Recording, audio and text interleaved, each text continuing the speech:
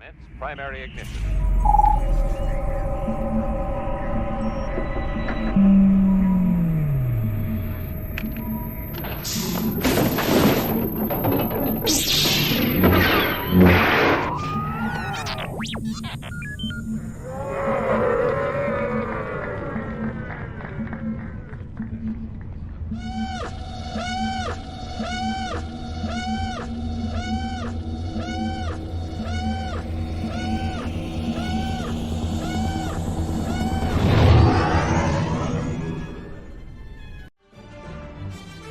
Hey, this is Offee. I play Dr. Pershing, and you are watching the Virtual Cantina Network.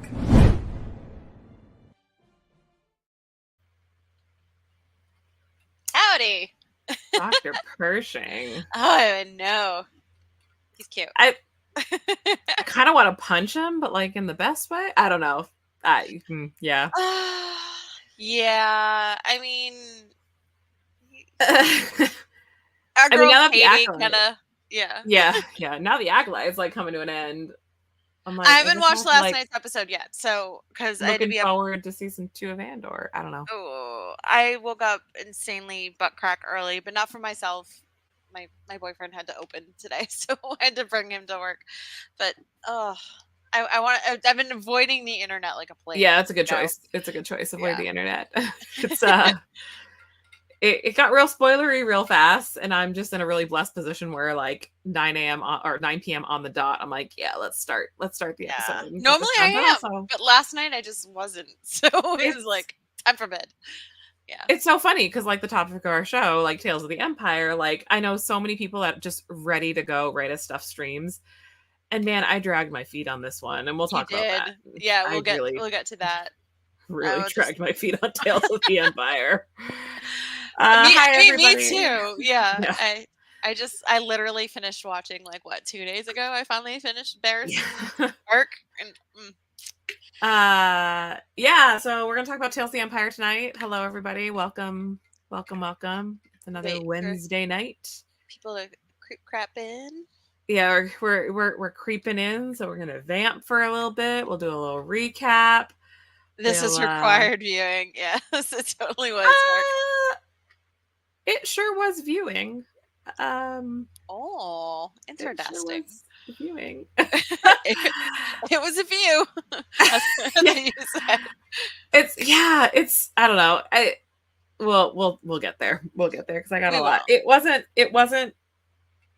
Mark is the biggest Barriss fan, though. Oh, listen, okay, yeah, we'll wait. We'll get there. Yeah, so we're gonna talk about Tales of the Empire tonight. Which again we're behind. That's okay. We had to get there. And man, I'm trying to think. It's another whack job crazy week in Star Wars. We have another crazy go nuts episode of The Acolyte, which we won't talk about because we're still under a spoiler ban. We're gonna respect the spoiler ban this week. Today we will. We did not 2 weeks ago, but I felt like it was appropriate, right? Like we can talk about episode 6 because we haven't talked about episode 6. Yeah, that's true. Episode 6. The episode that set 1,000 ships a sail. Another whack job week in Star Wars. I mean, they're all whack job weeks in Star Wars at this point. This franchise is just a whack job franchise. So I mean, the hits keep coming. Yeah, we're creeping closer to Celebration. I keep seeing all these Celebration posts cropping up. I know the FOMO is real, kids. It's real. The FOMO is real, but Japan is a tough destination. Yeah, if it was stateside, I would make it work. By all costs, I would make it work. But Japan, it killed me to miss Europe. But I just logistically. The problem with Japan. So as somebody who's been to Asia a couple times, not just Japan, but I've been around Asia, is that it's the time zones are so the amount of travel. The amount of time that you lose just to travel and to jet lag. My experience with traveling to Asia is that you really need a minimum of 10 days to 2 weeks to do Asia. Because your body just needs the time to recover from that flight and to recover from the jet lag and the time difference. it takes a lot out of you. And I also mean this in the most loving way possible, but like if I was going to Japan, I would not want to lose 4 days of my traveling time in Japan to Celebration. And I say that as a diehard Star Wars fan.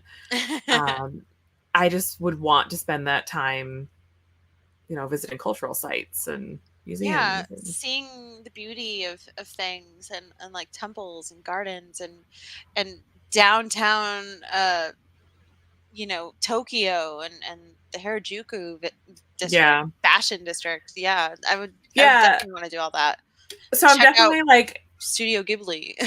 yeah, the FOMO is real, and obviously I want everybody to have an amazing time, and I'm Yeah. definitely gonna be following along, living vicariously through all y'all. But it's just it's a really tough destination, and I think a lot of people also need to realize that from a cultural,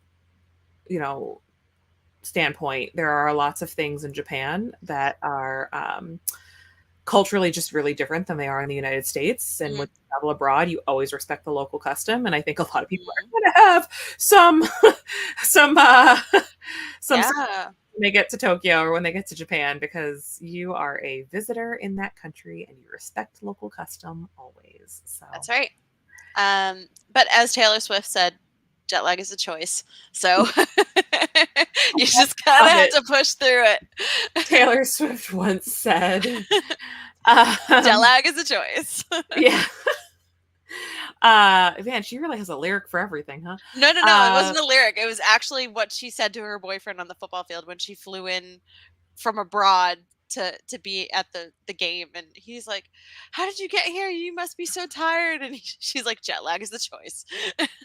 Wow, like, damn. Yeah, See, I was gonna say, like, I'm not like I'm not the biggest Swiftie. Like, I like Taylor Swift, don't get me wrong, but like I have not kept up with any of the. Oh, I'm a Tavis fan all the way. Like, Like I want that girl happy, and he makes her happy, and he's like all about her, and that's the best thing. We want our partner to be all about us. So I love.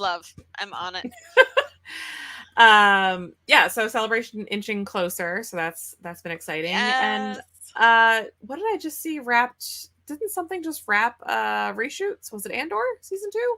I believe so. Something just wrapped reshoots. I haven't been on the internet. I've been like, honestly, That's I've been fair. avoiding the internet since Sunday because I haven't watched The House of the Dragon either. So I'm like, oh, so you're like, and they're just like weird memes are starting to pop up, and I'm just like, no. And then my friend Jessica just keeps sending me long legs trailers and clips, and I'm like, why are you doing this to me? This is fucking terrifying.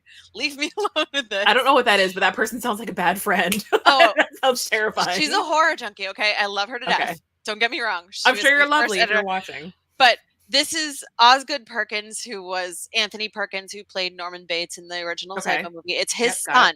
And he kind of does like weird, freaky movies and stuff, but he's done one with Nicolas Cage. I think it was the weird, trippy alien one where everything was purple and stuff. It was weird. I forgot the name of it, but this is another one that he's done, and it's like a horror suspense thriller thing. It's Silence of the Lambs meets Rosemary's Baby meets like The Omen. It's weird. It's this rookie FBI agent tracking down a satanic serial killer played by Nicolas Cage. As one does. There's some freaky things that I see in this trailer, and I didn't realize it until I went to go see A Quiet Place day one, that there's a figure sitting on a couch in a living room with like a really like religious family, and it's dressed all in black, and you can see glowing yellow eyes through the shroud, and I didn't know you could see like glowing eyes through the shroud until I saw it on the big screen. I'm like, oh fuck no, I'm not watching this. And see, I'm a wuss. And I'm like, I am such a wuss when it comes to like, you don't fuck with the supernatural. That's what I say.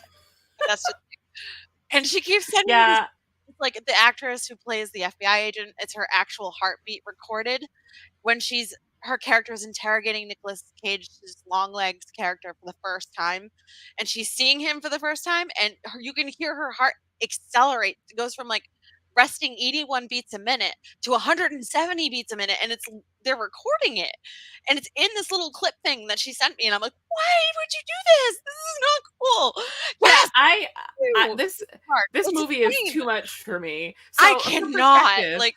I'm a wuss. So I watched The Silence of the Lambs, and yeah, that's trippy. As a woman, it's even scarier because but this is just like I'm good. just gonna stay So over like here. I don't Watch my horror, Meg right? Flanagan stuff. It's fine. I'm not a scary like movie person. Like I like Halloween, but I don't like jump scares and I don't like haunted houses. Like that's just not me. Yeah. And I have to tell you, I was talking to somebody about this online recently with after the episode Night aired of The Acolyte, and how much The Acolyte in so many scenes felt like horror. It felt like Star Wars horror, right? Yes, John. Micah Monroe. That's her. Scary shit. But like even just watching the way that the stranger moved and watching him kind of float and like watching his head do the cock to the side thing, like yeah, I was like, oh, we're starting to toe a line of stuff I don't like. And if this gets scary, place. yeah, we're like, but even reading through like some of the High Republic comics, like seeing some of these like, you know, some of these the Nameless and seeing some of these villains and stuff, I'm like, this is actually like really scary Star Wars. Which the last time I felt this frightened was reading Dr. Aphra for the first time with Trip and oh yeah, BT.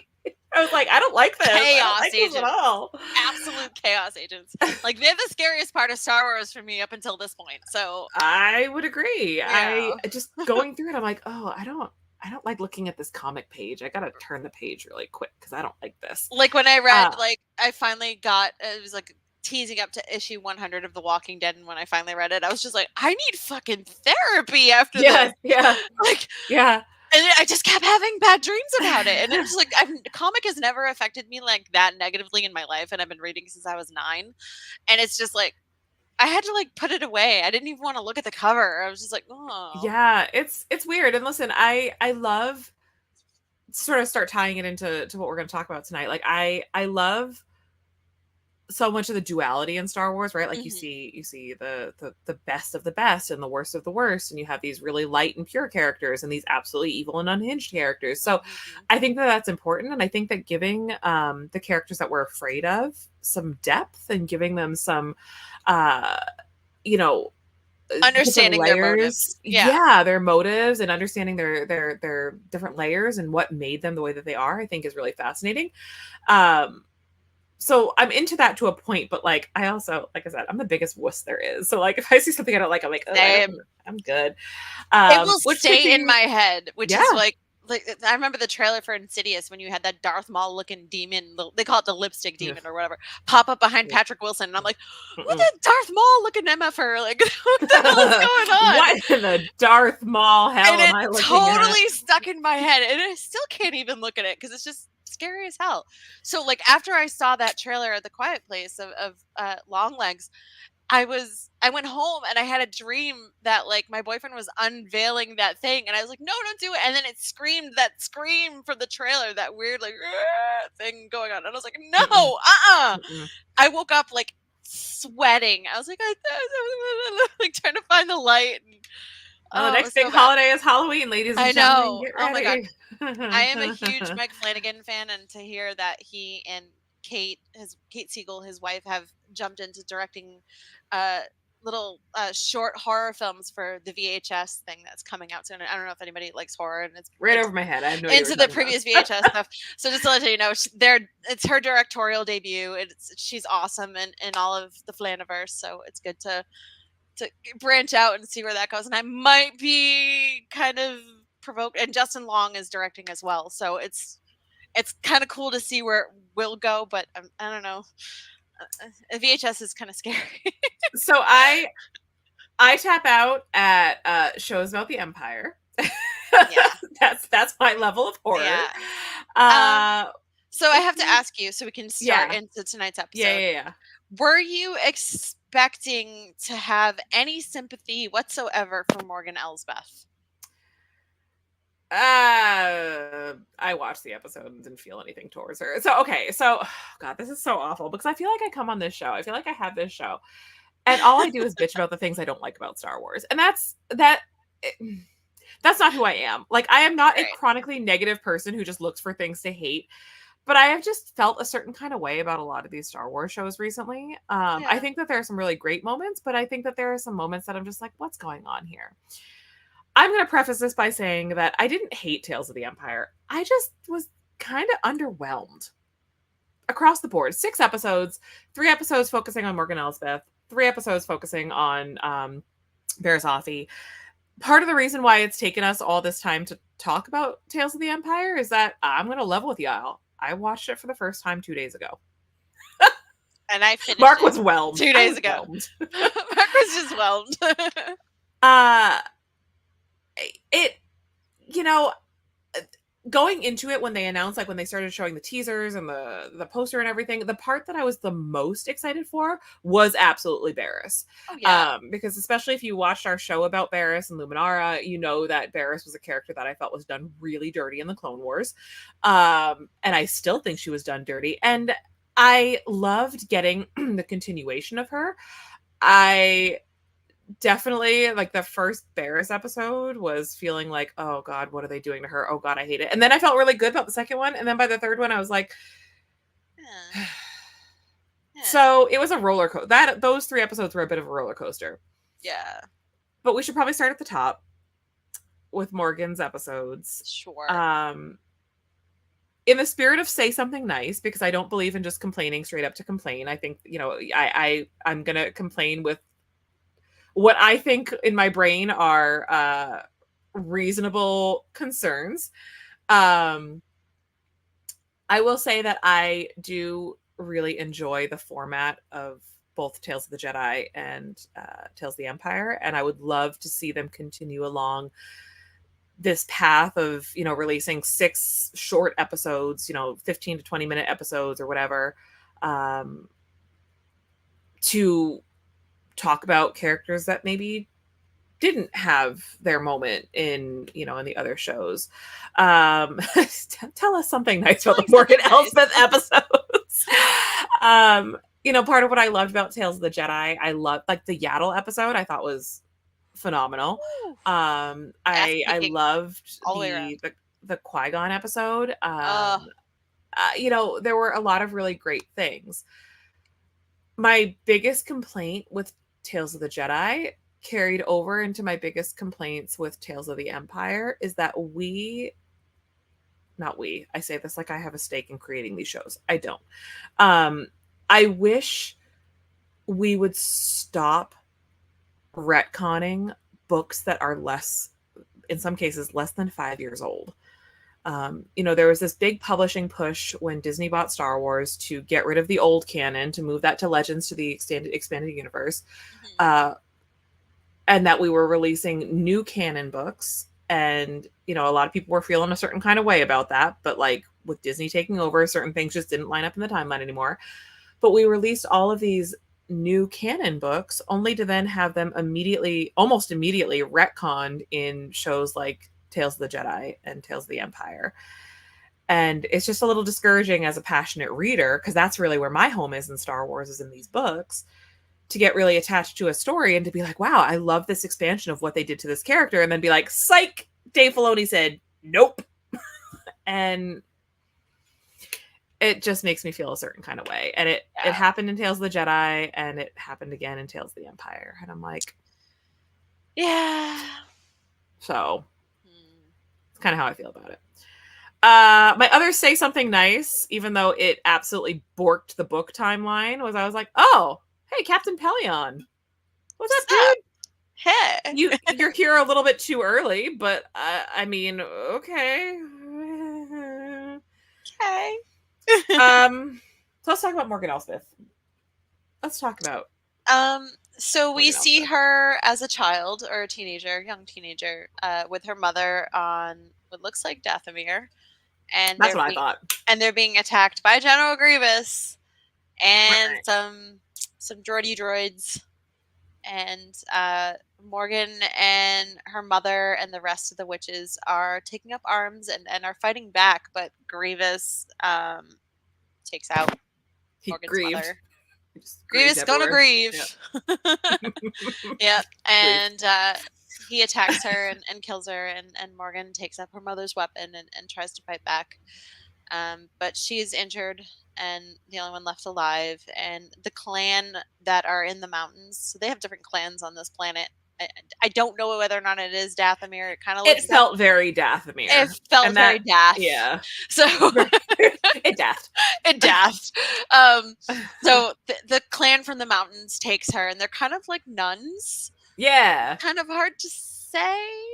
Yeah, I was like, what are y'all up to? They're healers, so they take in Morgan as the sole survivor of what happened to her people, and she's got vengeance on her mind. She knows that the droid army is still down there causing chaos, and they're looking for some more survivors. Grievous is still grieving.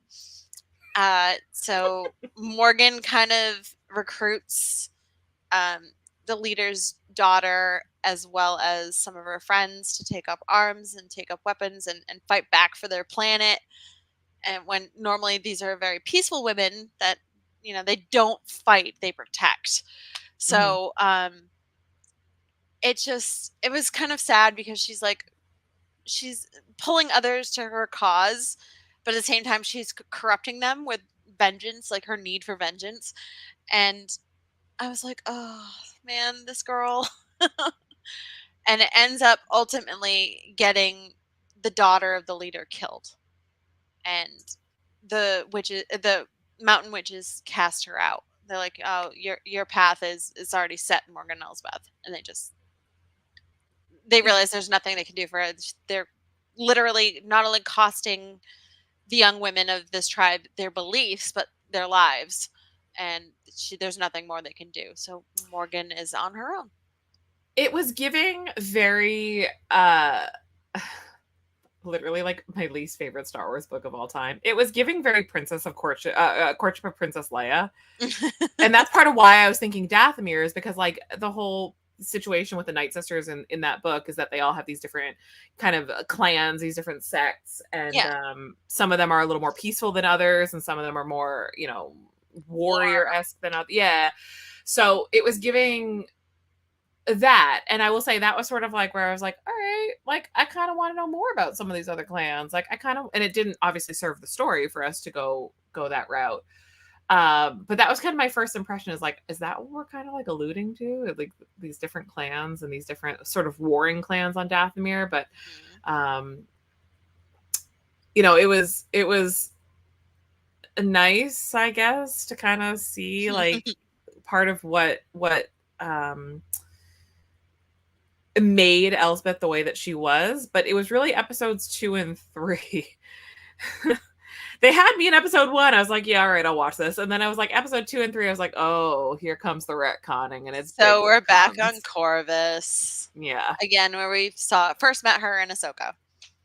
Sorry, Mandalorian with Ahsoka. Yeah, Mandalorian. I don't even know. Mandalorian, Ahsoka, and the Book of Boba Fett are all one show to me. Yeah, they just bleed into everything. Yeah, it's fine. We accept that. So she has become, thanks to Grand Admiral Thrawn, of all things, she has become the magistrate of Corvus after, failing to, she brings like plans for, different things in front of the Empire, and they're just like, thanks, but no thanks. And they just kind of pass on her presentation, and she catches the eye of Grand Admiral Thrawn, and Thrawn tells her that he has great plans for her, and he is hoping to do something and wants her to be a part of it. And it's so weird to see the animation in this change from Rebels to how Thrawn looks, kind of like melt him into live action. Everyone's like, oh, hey, he's hot. Yeah, he's not lumpy forehead no more. So lumpy forehead, man. It just kind of worked out, and but she meets with him in secret, and yeah. So did you happen to notice what it was she was presenting to the Empire to try to sell? Because I did one of these. She was trying to sell the TIE Defender program. Yeah. Okay. And I was like, Arinda Price has some questions. Arinda Price has entered the chat. We've got. Yeah. It's like, this is where I get. She found like the plans in the bottom of a trash can that she was cleaning because she's like janitorial level, like nobody wants to deal with her. She's been suffering. So she finds it in a trash can, like the whole brochure, the Imperial officers, just chuck it in the can, and she gets it, and she goes, oh, I'm going to present this to Thrawn, and just, so basically I think they just stuck her on Corvus, and they just like Governor Price is just like, I found this. This is what I think we should do. Even though this it's is just what I'm weird. talking about. This is Retconning what I'm the talking about with the show. retconning. We retconned a show that Dave Filoni also wrote.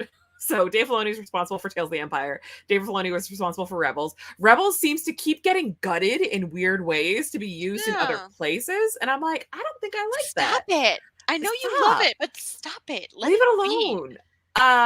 So that was the first issue. And then the second big retcon issue actually is a timeline, a huge timeline inconsistency with Thrawn, Pelion, and Eli Vanto.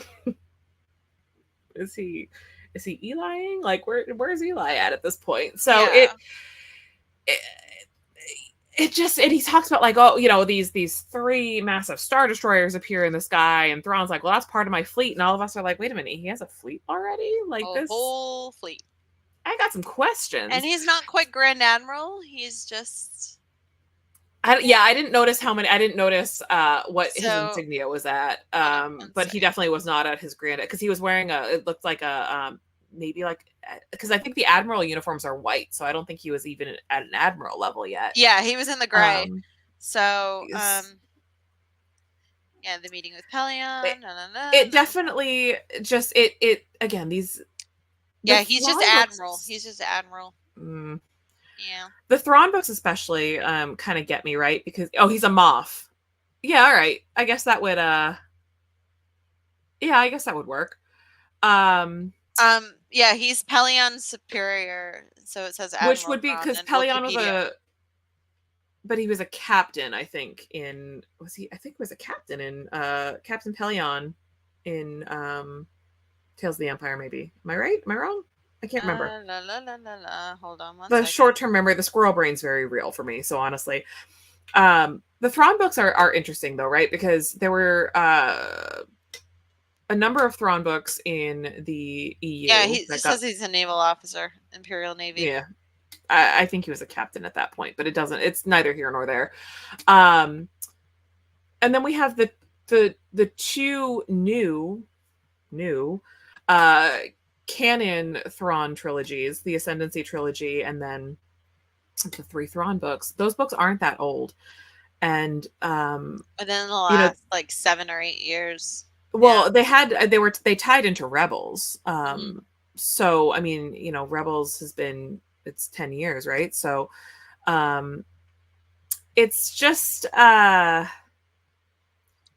it was discouraging, like definitely discouraging to see that Timothy Zahn's work has just been it never seems to be like preserved. It just seems to kind of get piecemealed in different pieces of media, whether it was Rebels or Ahsoka or now Tales of the Empire.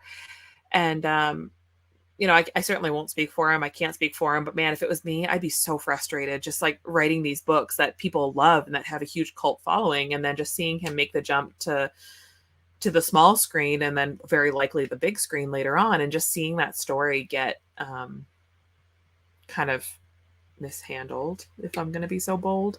It's just not consistent, and that to me is very frustrating. So that was the hard part.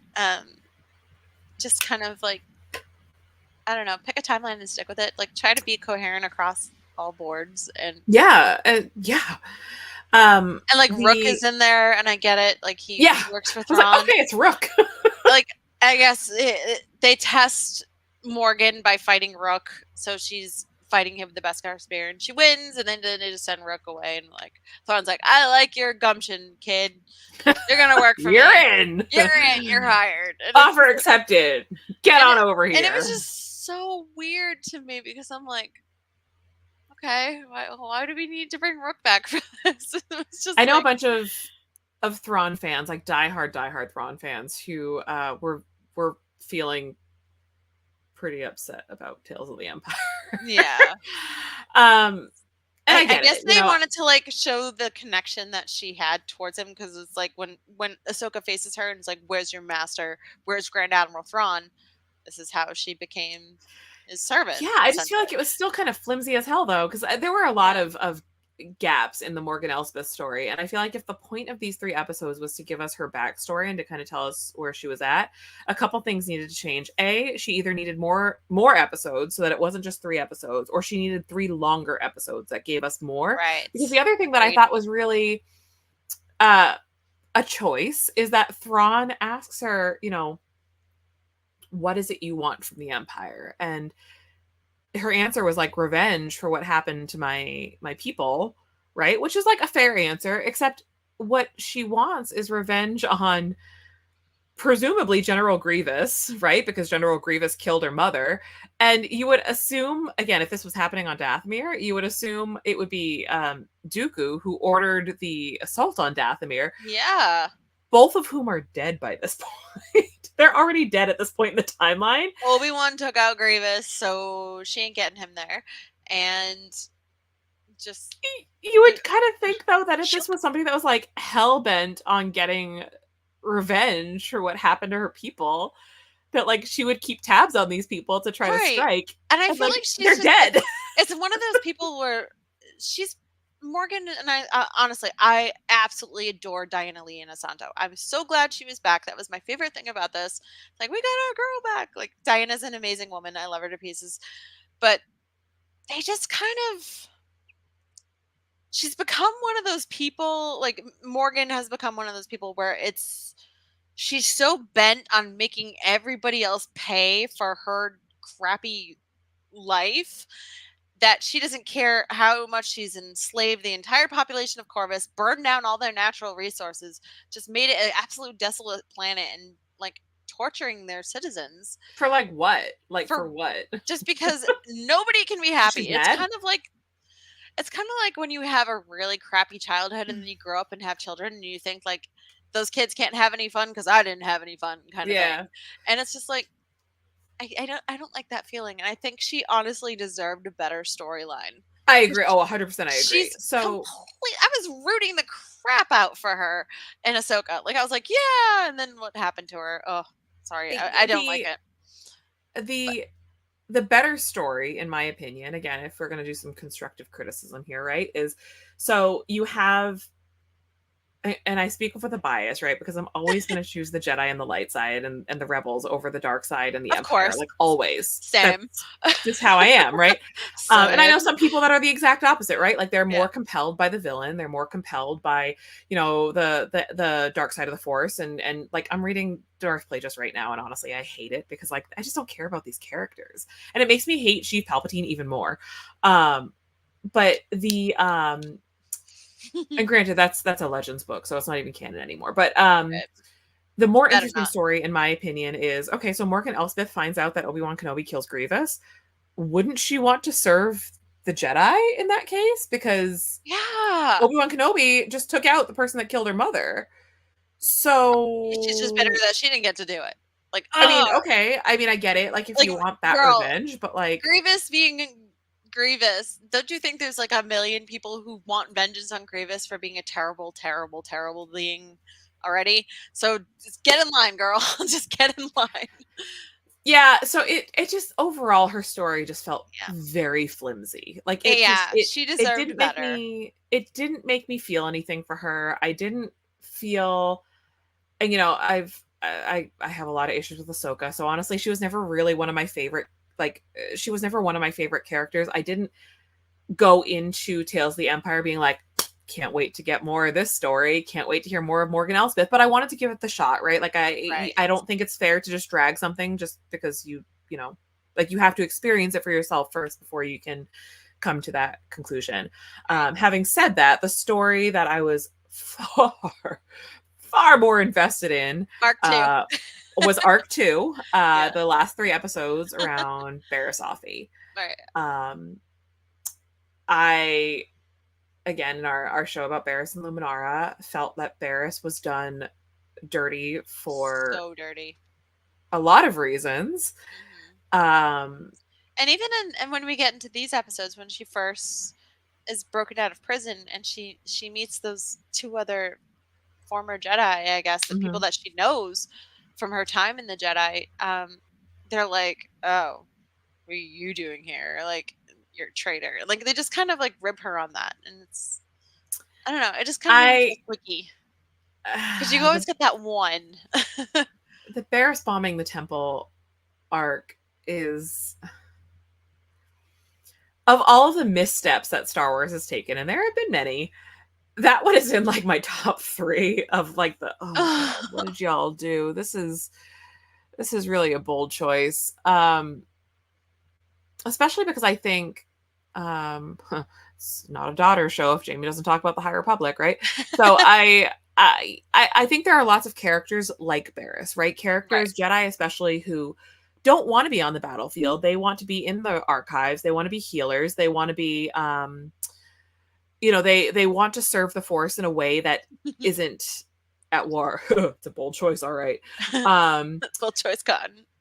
and I think that Barriss's point was right. I will take this to my grave. I will say this. I will scream this from the mountaintop. I think it's a really, really, really, really, really stupid choice, really offensive choice to take a Middle Eastern coded character and make her a Jedi bomber. Don't like that.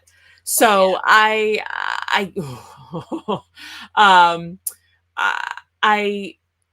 think that Barriss's character could exist in a way that is way healthier. And I think that she deserved an arc where she got to thrive and do the things that she wanted to do under extenuating circumstances like the Jedi going to war. In the High Republic, the foil to her, in my opinion, is Reath Silas. And even in the Acolyte with Torben, I think Torben is another character that's very similar. We aren't going to get into spoilers, but there are ways to take the academic characters and still give them their chance to shine. Yeah. Without making them, I don't know, bomb the temple. Or go to like some horrible extremes. Like just because they're bookish doesn't mean they're gonna like lash out at people. Like it just some people are introverts. It's let it be. and it's okay to be mad at an institution, right? Like we're mad at a lot of institutions. As women in the 21st centuries, we're mad at a lot of institutions. Especially queer women in the 21st century. Oh yeah. I just think there's a more clever way to handle that. So what I was really looking for in this arc was to see that turning point moment when her anger could be used in a way that would better serve her and better serve, I mean, ideally the Jedi. And we kind of got that, but it was just, it felt like we were like primed to get there, and then it did one of these. It just didn't work for me. Yeah. So her arc opens with her being broken out of prison. The Inquisitors have taken a keen interest in her and believe that the Grand Inquisitor believes that there is potential in her to serve the Inquisitor team. By the way, go ahead. I was gonna say, I love seeing all the fucking Inquisitors lined up and realizing that apparently nobody in Star Wars can count because the numbering system for Inquisitors, I'm just like, what number are we even? How do we pick the rankings here? Like, can I be like the 78th sister? Can you guys do you do like a gym class fitness test for Inquisitors, and this is where you rank on the chart and the national inquisitorial scale? Like I don't know. Presidential fitness challenge, but with Inquisitors. I know. Use the Force. Yeah, but it makes me laugh. So I'm like, oh, look at all these Inquisitors lined up, and not a single one of them can count. Yeah, it's so dumb. What number am I? They haven't given it to me. They haven't pulled one from the hat yet. 1, 2, 3. Okay, I'm 4, 5, 6. Like, it's just so stupid. No, you're 17th, sister, and you're just the reason why the Grand Inquisitor is he literally has no idea how to count. So there's gonna be like, I'm the Supreme Inquisitor. I'm the Grand Inquisitor. I'm the Best Inquisitor. Like they all have these weirdo names because they can't count. I don't know. It's dumb. I have to say though, I was overjoyed that Jason Isaacs came back to voice old Grandy. He's delightful, and he's very evil, and he's chewing the scenery in this, and really good to see him like push Barriss to her breaking point, right where he hits her in the face and like Oh yeah, thrusts her she's nose, like bleeding and stuff. but I was she like, "Ooh, it's drew gonna be one of those blood. Like shows." he's got like Yeah. blood dripping down his mouth, and I was like, oh, she got him. But he's pushing her to that anchor. So Listen, the bar is so low for me that I was just excited to see the Grand Inquisitor not look like a thumb. I was like, oh yeah, there's his forehead. There it is. Obi-Wan Kenobi. I mean, Rupert he Friend, doesn't I know have you were that doing your weird best, dude, but angular jaw. Like he had a very kind of yeah, pointy the jaw. jaw was a little different, but I was like, okay, well, at least he doesn't look like a thumb. So But there's that. yeah, like they kept him in shadow most of the time, and I'm like, all right, I like this. This is the animation is good, as Mark said earlier. It was, and that I would agree stunning, with. always across the board. I Lucasfilm animation. definitely totally agree. I think the animation on this was really clean. It was really sleek. I was really happy with that, and even the fight scenes. So our takeaway for that is Thrawn is hot, and the Great Inquisitor doesn't look like a thumb. Yeah, that's it. That's the show. That's it. That's the show. Wrap it up. We're done. We're done. No. She kind of plays the game, right? So she knows that she's gonna have to do some things that are really against who she is, because they kill the other guy when he tries to say, "F this, I'm out."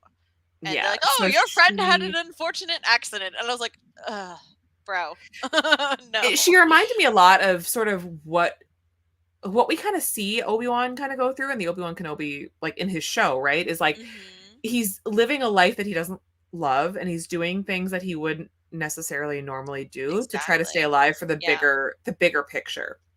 Yeah, and she kind of does the same thing, right? Like she plays the game, and she gets thrown into an arena with a one lightsaber for 2 Jedi, and I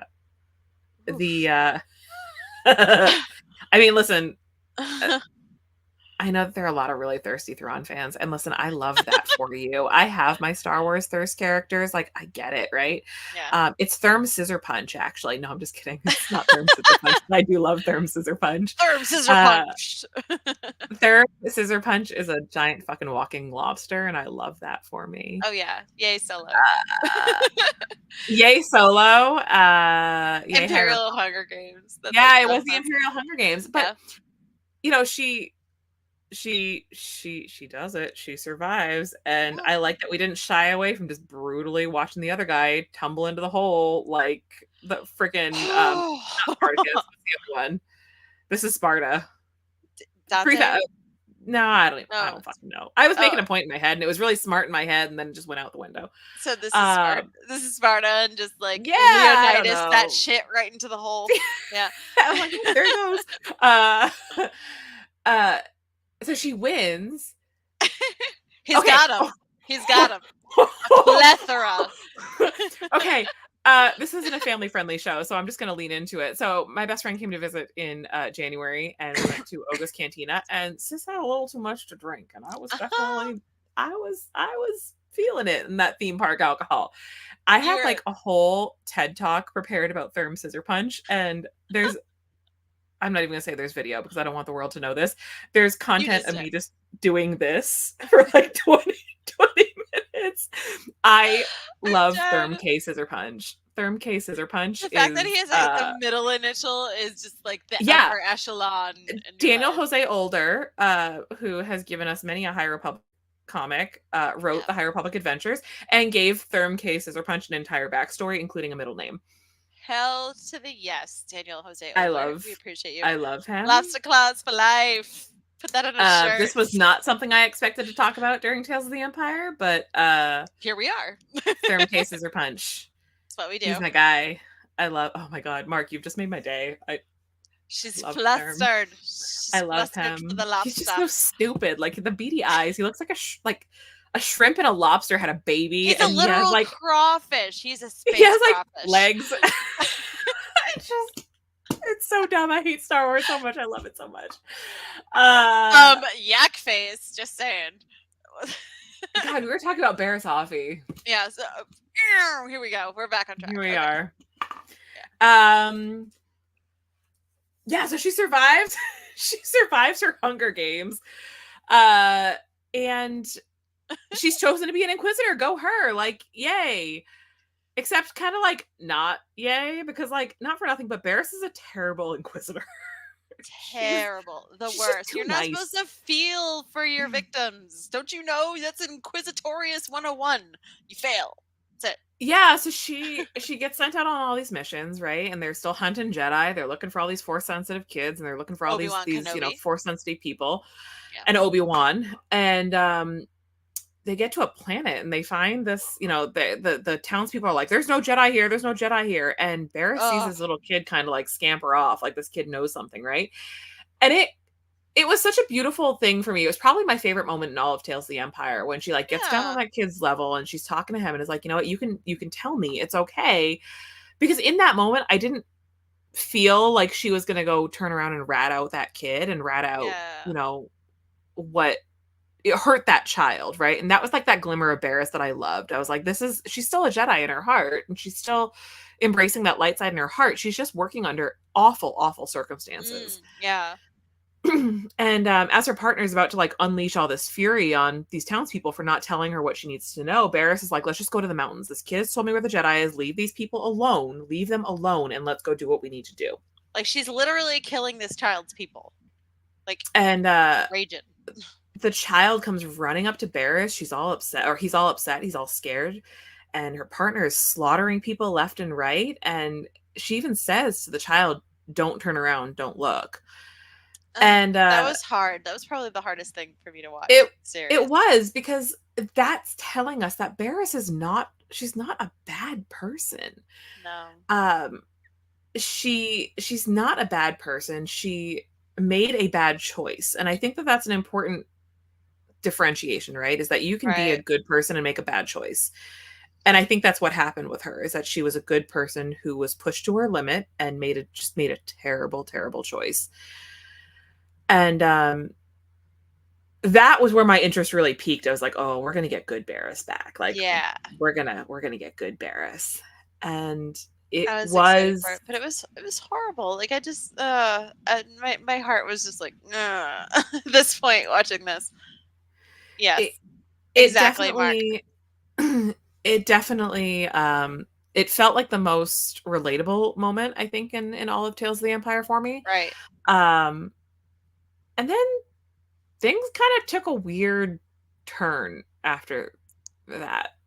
So, like, yay, Barriss for doing the right thing and deciding that maybe being an Inquisitor is not the right choice. So she makes a run for it. And she essentially becomes one of the hunted, right? She ends up becoming this sort of like force healer, just vibing and hanging out in the mountains. And she's got her little team of people that are kind of working with her and working to help guide people to her if somebody needs her healing potential or her healing power. And it was nice to kind of see her come into her own. But oh my god, that's where the nice stopped. Yeah.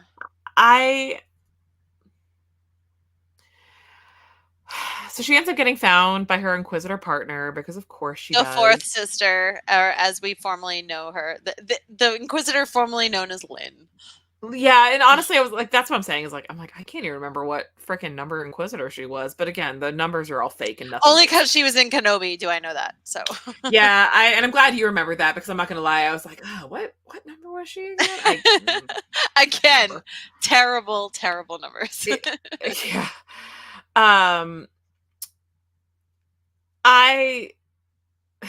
Spoiler alert. I mean, we've been spoiling all of Tales of the Empire, but like, Barriss dies.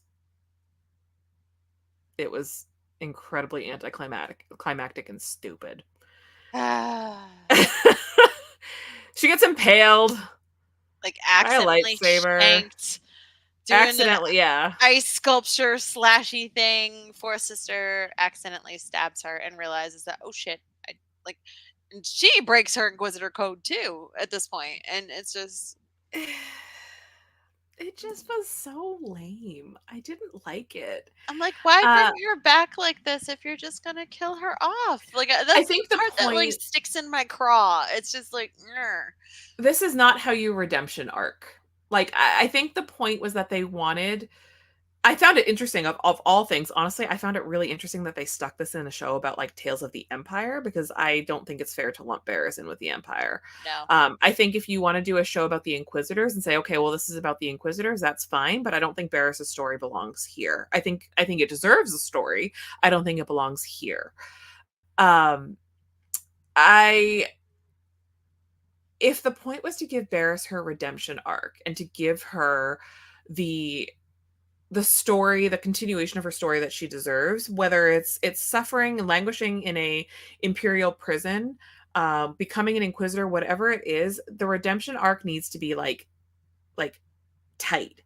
And this was not tight. Yeah, This, especially with a character that's been around for as long as Barriss has, and people are wondering what she's up to now and what she's gone through, and having it just end like that, it's just kind of, I don't know. I felt it was kind of cheapened it.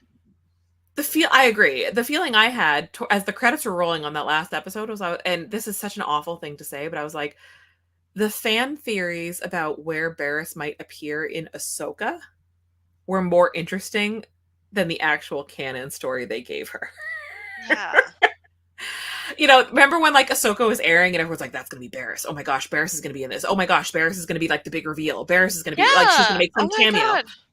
And we were all like, okay, like, yeah, all right, I'd watch that. They're gonna find Barriss and she's gonna help them find Ezra. Like, there was things like that floating around, and I was just like, okay, that'd be awesome. And Mark was probably one of the biggest champions I've known of Barriss coming back in the Ahsoka show. Yeah. And to have it end this way, I was just like, bro, come on. Like, I really felt like the fan theories around Barriss showing up in Ahsoka were better stories than what we actually got in canon. Honestly, like, sometimes I just wish Lucasfilm would do like a poll, like a story poll, like, what would you like to see in Star Wars? And just have the fans like do the write-in, like basically like a Instagram story, whatever, where you just do like the AMA thing, ask me anything, and then fans just fill it in. And just find some really like good ones that could be plausible like that. And go with that. Don't do this. Don't. I think it comes back to a story group, right? I don't work at Lucasfilm. I'm not in the building. I don't know what's going on. I'm not a fly on a wall, so I can't speak to what that looks like, right? But our views are our own. I just feel like diversifying a story group is really what would have saved the day here. And I think there was a lot of criticism, as there of course is with the Acolyte, and a lot of the angry mob really held on to the fact that Leslie Headland came out and said that she has on her writing staff somebody who's never seen Star Wars, that doesn't know about Star Wars, is not a fan, doesn't have that intricate knowledge of Star Wars. And Leslie wanted that person in the room to kind of keep everybody in check and say, I'm an outsider looking at this from the outside coming in, and I don't understand what's happening. Yeah. Or this is great. This is really approachable. And I think you need that, right? Like, if you have 10 writers at the table and 9 of them are diehard Star Wars fans, like, that's great, because you have the people that already know the lore. You have the people that know the characters. You have the people that are immersed in the worlds and the history and everything. You won't have an echo tunnel. Like, you need somebody to temper you. Yeah. And that's awesome. That's awesome. That's what every writer's room should have, especially when it comes to these big pop culture franchises. Like, someone who can ground it and be like, okay, well, this is what will pull me in as a fan. Right. And it would pull more casual, fans off the street who maybe don't know anything about Rebels or don't know anything about Clone Wars or just know the OT. Like, it just kind of appeals to everybody's sensibilities. That's a phenomenal idea. It is. And we're dealing with a 50-year-old franchise, right? And I was actually just talking to somebody about this earlier, is that we're dealing with a franchise that's approaching 50 years old. Elderly. And it's hard for any one person. I don't care how big of a Star Wars fan you are. It's hard for any one person to say, I know everything about the movies. I know everything about the TV shows. I know everything about the comic books. I know everything about the regular books. I know everything about the video games. I know everything. There's just too much Star Wars for any one singular person to be an expert on everything. So having a diverse story group allows you to, like you said, pull in those new fans, but it also allows you to temper and say, you know what, this story has gone down such a rabbit hole that, like, who is it for? Because at this point it's become, it's become so, so pointed and it's so narrow that only a handful of people are going to be able to enjoy it. Right. So I just wanted better for Barriss in this, and do too. I just if anything needs to I be retconned, this probably does need to be this retconned. probably needs to be retconned. Yeah. And that was the other my sort of last big takeaway from Tales of the Empire was that, again, you know, that as a diehard Acolyte fan, a diehard High Republic fan, and a huge fan of what Leslie Headland has done, Yeah. I am finding it really, really difficult to keep my mouth shut about the hypocrisy around the things. Sorry, this is going to get spicy, but hear me out. You're entitled. I think it's really, really hypocritical that a Dave Filoni can come in and retcon books that are less than, in some cases, like I said, less than 5 years old, and certainly less than 10 Less years than old. 10, yeah. And including a show that he himself wrote, Rebels. It's incredibly frustrating that he is sort of given a pass to retcon a lot of things, whereas Leslie He wasn't Headland, always the writer on Rebels, though. There were other he's people that, but he had he enough of a guided hand the in Rebels. story. He Yeah. guided the story to where it wanted to go. But He had enough of a hand in Rebels that he shouldn't be retconning something that he was that directly involved with, especially because the show is such a huge part of canon now. Yeah. But Leslie Headland came in and retconned the birthday of Ki-Adi-Mundi, and people had, like, they were pitchforks and they were threatening violence and they were burning stuff in her front lawn. It was just, the vitriol was so strong because she changed one minor detail. When has for a anybody Jedi cared that, about Ki-Adi-Mundi? Like, Thank you. when? A Jedi that tissue boxes. Literally nobody cared about until she changed his birthday. And it was hell in a handbasket. Like, everything just went to hell. But Dave, in this one series alone, retconned all sorts of things. And it was like, oh, well, it's fine because it's Dave Filoni. It doesn't work like that. Like, there has to be, if we care as fans, if we care about the story this much, we have to have the same level of awareness around what each creator is doing, and we have to treat both creators with the same level of standards. Right. Leslie Headland retconned one thing that was, in the grand scheme of things, inconsequential. Yeah. Dave retconned a lot of things that had direct impact on books, TV shows, and pre-existing characters. Big pre-existing characters. I'm not talking about Ki-Adi-Mundi. Pre-existing characters, not some guy with a big fat head that, showed up in the Jedi Council for like 5 seconds. So that was sort of as the show ended and as episode 6 ended and I watched those credits, that was the thing that really rankled me the most, was that so much had been retconned in 6 short episodes. Yeah. And it was given a pass, and one minor thing was retconned in the Acolyte. And it speaks to sort of where yeah, same. Buckle up. Absolute same, girl. I get it. Yeah, there's a lot of retconning going on. I am so here right now. I bought. It's really frustrating. You'll be really happy with me. I bought the Star Wars High Republic Omnibus, Volume 1, like the big one. Oh, the comics, yeah, the Marvel Omnibus, yeah. Oh, I'm so happy! I cannot wait for it to come in, and I'm just like, I've already pre-ordered. I think comes out the end of the summer. Yeah, it comes out in the fall, so I've got that pre-ordered as well.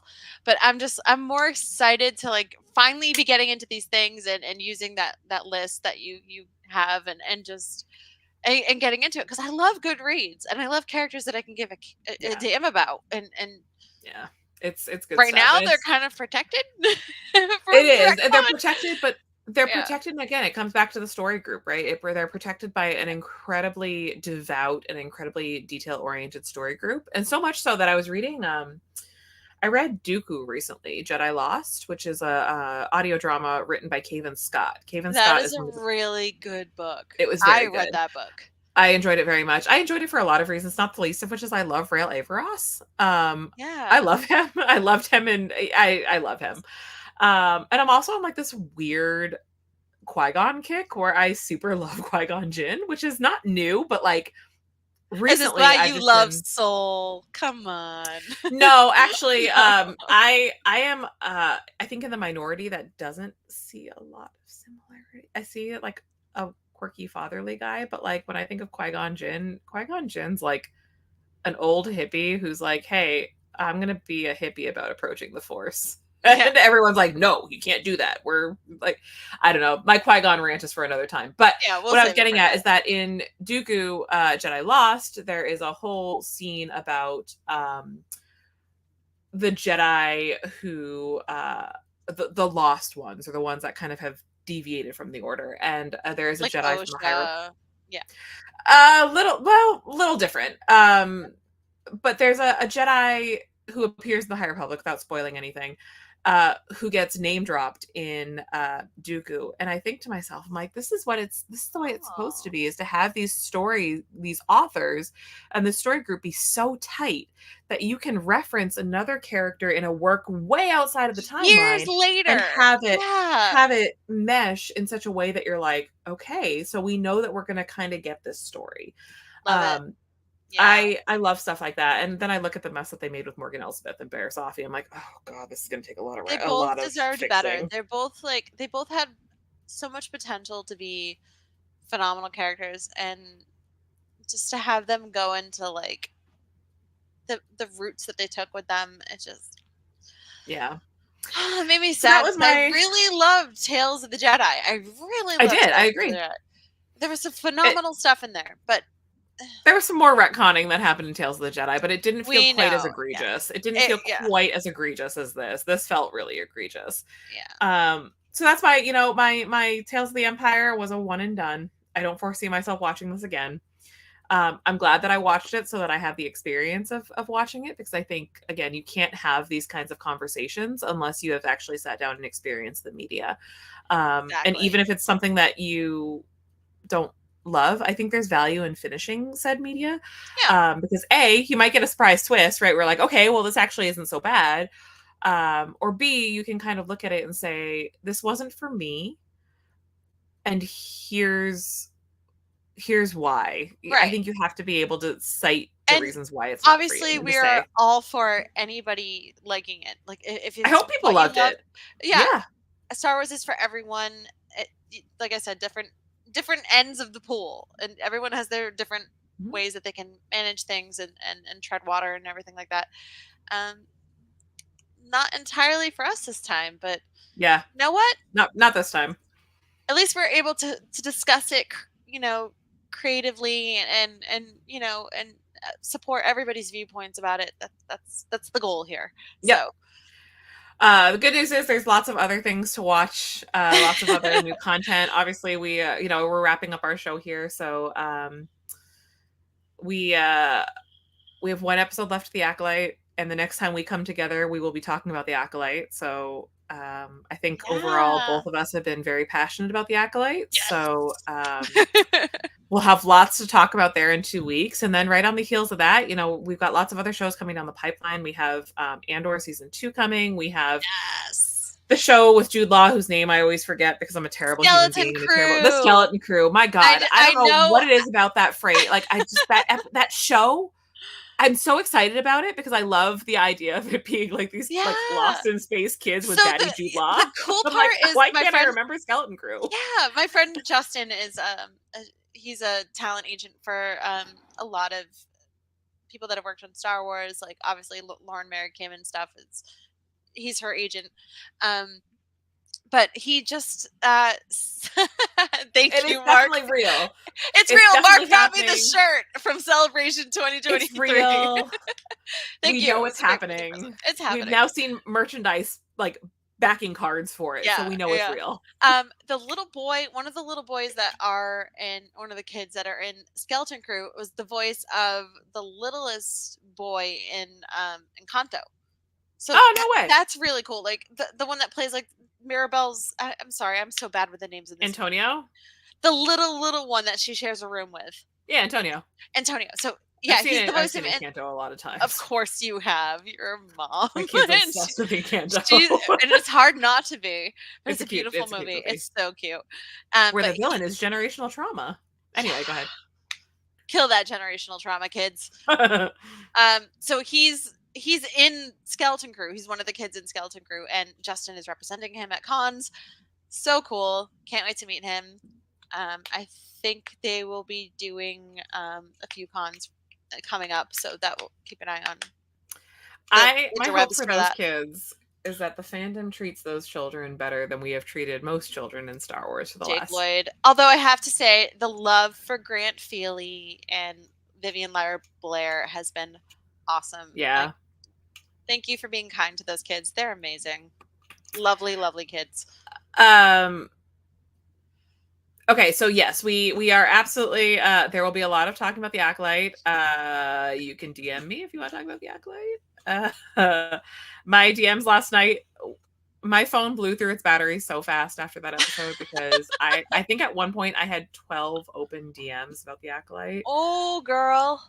I was like literally, I had books open. I was taking pictures of like my books to like cite stuff, and I was doing the whole like that meme of like all of the like the pieces of yarn, like the conspiracy theory. So you're like, Pepe Silvaing it. There was Pepe Silva. I was at my most unhinged last night. You were feral. Great. It was a lot. Yeah, it was a lot. I'll be DMing you tonight. Just to be I like, didn't get to bed until really, really late, and then had to wake up really, really early. So I'm like working on fumes right now, but I'm riding that Acolyte high. That's what we want, girl. That's what we want. It's a weird time to be a Jedi apologist. But anyway, we will talk about the Acolyte. Our next episode in 2 weeks, we're going to talk about the Acolyte to wrap up the show. Lots of good stuff there. We have a couple of housekeeping things, as we always do, to round out our show. Yeah. Because we clearly will never stick to an hour-long show ever again. We're never, ever... We're not good at that. It's hard. No, it's because like I start rambling like a crazy drunken woman. Is it rambling, or is it just like, you know... It's getting to a point. It's just thinking about Therm. It's just Therm scissor punching. That's all. Just scissor punching. Just scissor punching. That's all. I need to email Tiff. I want a Therm scissor punch shirt. So yes, bad. you do. Oh my god! If you don't get one, I'm gonna like. Is there an action figure? Hang on, while you're pulling up the reviews. No, there isn't, because I wanted one so you badly. Absolutely have got to be shitting me. They didn't merchandise this man. It's a tragedy. It's an absolute freaking. I love tragedy. one man, and it is Therm K Scissor Punch. That's actually a lie. I love Elzar Man more than anything. Just scissor punching. Okay, so. Scissor Getting punch. Scissor punch. It's a new shirt. We'll come up with new shirts every week. Promise. So we have the VCN Comic-Con meetup, because we got Comic-Con coming up at the end of this month, obviously in San Diego. I love it. It's one of my favorite cons. Sadly, I won't be at it this year, but the VCN meetup is at the Omnia Hotel, which is across the train tracks from the convention center in San Diego at the East Porter Bar on Saturday night during Comic-Con. So if you got nothing to do, 8 to 11, join the crew. Yes. Oh, that's my boy. God. It's your boy. That's my boy. Your face is so excited. I wish I could put your face on a shirt. He's $80. I cannot spend $80 on Therm Case. Is that a custom figure? Because I swear it's a custom articulated Sabacc player. Anyway, I'm sorry. We were making announcements, and it's unofficial. So it's, if you want the custom Therm. He's such a shrimp. Look at him. He sits like I do. He said that's how I sit. That's why my chiropractor makes so much money on me. You're shrimping. Just shrimping. Sorry, I'm so sorry. We have important announcements, and I'm sitting over here. I'm dead. So we have that obviously coming up on Saturday, July 27th at the Omni Hotel. So make sure you get there. It's a good crowd. They had a ton of people last year. It's going to happen again this year. And it's smack dab. Like, as soon as that's going on, we have the family vacation. So that's coming up. Lots of stuff going on at, let's see, Scum and Villainy Cantina, Biggs and Fullerton, and, sorry, third place. I forget. It's Ireland's 3-2. Okay. Yes. The Heroes of the Felliniverse at Scum and Villainy. Yeah. So make sure you guys check out Hyperspace Props for all of your cosplay needs and Sabacc game needs. If you use the code BUNTA at your checkout, you get 10% off your order. It's amazing. They make amazing stuff. You can get credits. You can get Sabacc cards. Hera props, like as I say constantly, they are responsible for printing out my pattern for Hera's goggles that I made and that I finished and sanded. And we have amazing sponsors: Hyperspace Props, Experience Level Entertainment, RSC, Scotty's Toy Shop, Rebel Base Comics and Toys. So many people. Obviously, Ruckle Construction and Realty. Ski Pruckle himself is sponsoring this, you guys. Ruckle. Yeah. It's Elite Signatures. I'm sorry, it's just really tiny on my screen. So Chase the Pack. Yeah. Andy's Boat Repair, Wagon and Walkin'. We have so many. I also awesome need to. sponsors. So I need to do a shout out to the Nerf Herder Co., who's the logo. Yeah. Their logo is really small in here. Yep, I They see them now. are getting to release. They're about to drop a whole bunch of stuff this week. Not the least of which is a scent themed to Kemir from the Acolyte. So if you would like to smell like Darth Arms, Darth Biceps, Daddy Biceps, Darth Smiley, whatever we're calling him this week, check him out. Yeah, that's awesome. I'm gonna probably buy several bottles because I have a problem. Just spray it on your pillow. It's fine. You know, I deserve that. Spray it on your pillow. So anyway, we also have this week's programming. So tomorrow night is Thursday night, and you know what that means. That is the VCN watch along with the crew. They're going to be watching the latest episode of The Acolyte, episode 7. So make sure you join them, and don't be a Jedi apologist, as Jamie said. I'm gonna die on that hill. It's fine. It's fine. That's coming up on tomorrow night. Friday night, we have the Acolyte After Show with Mike, John, and Bryce. That is at 12 a.m. Pacific, 3 a.m. Eastern. It's on YouTube, so you can watch it anytime. And if you have insomnia, you can watch along live. And Sunday, we have the Unifying Force. So Dave, Kat, and Gio are going to be diving back into some more stuff. So I cannot wait to hear what they're going to be talking about. All the stuff. All the things. Many stuff, such things. Can I jump in real quick, ladies? Yeah, absolutely. I would love that voice of God. Hi, guys. It's Mark from behind the scenes. So Monday on Rebels Revisited, we have one more watch along.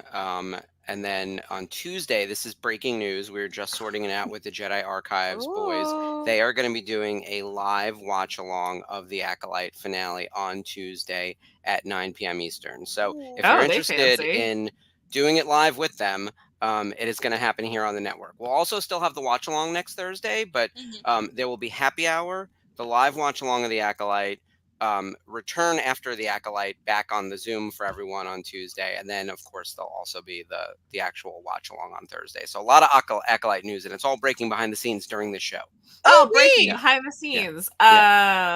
It's exciting. I plan on using that as a religious holiday, to be honest. Like, I'm sorry, I can't do anything on Tuesday. It's a religious holiday for me. So sorry, I have to rewatch the entire show up until that point. Sorry, I got a lot on my plate. I'm so sorry. I've got to go.